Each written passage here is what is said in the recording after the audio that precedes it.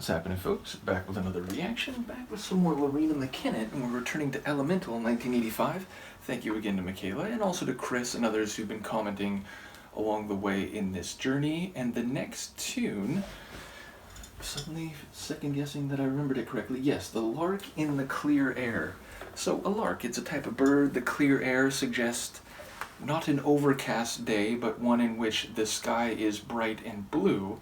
I suppose it could be the clear air at night where it's not so much blue, and perhaps visibility is lower, but the image I have when I look at the title is a bird against the backdrop of a clear blue sky, and I wonder if this is a visual moment in the mind and eyes of a narrator, if this has some figurative meaning. Maybe there could be both at play, and if it is part of a larger human-based story, and thus, again, is maybe representative of what someone is feeling or the condition or situation someone is in. Let's give it a listen and see what I can catch on a first hearing. This is Loreena McKennitt. The song is The Lark in the Clear Air, and it's from the 1985 album Elemental.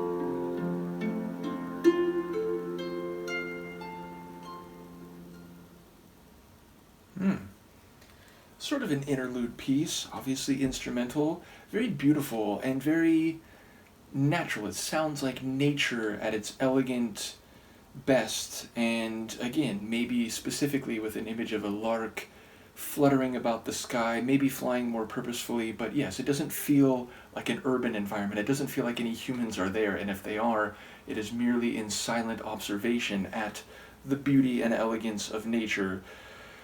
But yes, as far as I can tell, there's a cello. I think there's a harp, maybe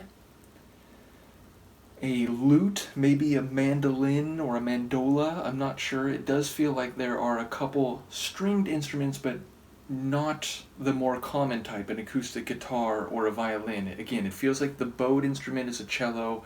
I think there is a harp, which was heard at the very beginning especially, and then along the way it sort of gave these backing pulses and one, big flourish. But then the plucked instrument, I feel like, or I think it was plucked and strummed, but that's the one where it's like, is it a lute, is it a mandolin, I'm not sure.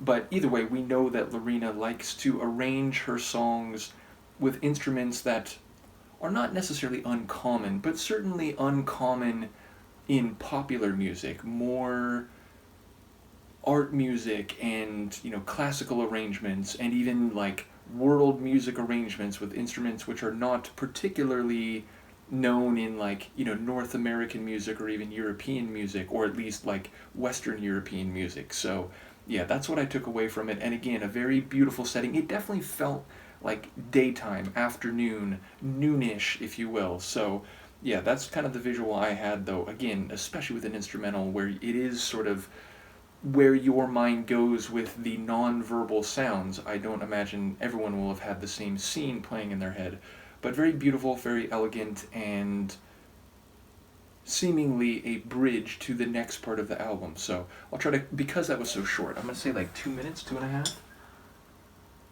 Yeah, a little bit over 2. Because that was so short, I'll try to come back a little bit quicker than I would otherwise, and we'll continue on with this album. So yeah, let me know what you think. Thank you again to Michaela and to Chris and others who may be following this deep dive, and Yvonne, who had kicked off the Loreena deep dive with a lucky dip, and we will continue when we come back. Peace.